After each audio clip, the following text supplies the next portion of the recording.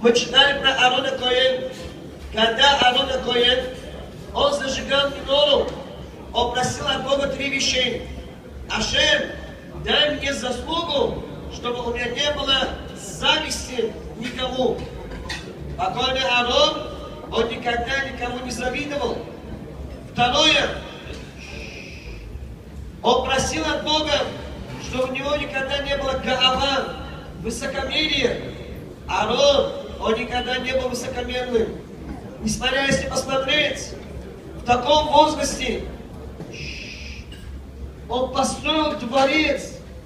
На сегодняшний день он должен был в этом дворце, друзья, радоваться, отдыхать, кайфовать с женой и с детьми. К сожалению, мы его потеряли. И третье, друзья, таава – это человек, который любит иметь в жизни все, что-то давай, ты кунам. Аарон таким человеком не был. Он не был за кого-то, он не был за уважение.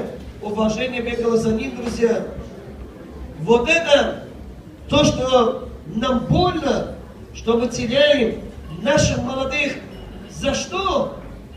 За то, что, друзья, в мире неспокойно. Если каждый из нас,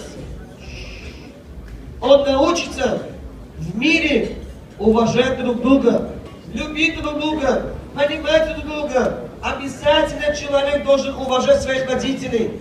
В каком бы возрасте не был человек, он должен уважать своих родителей.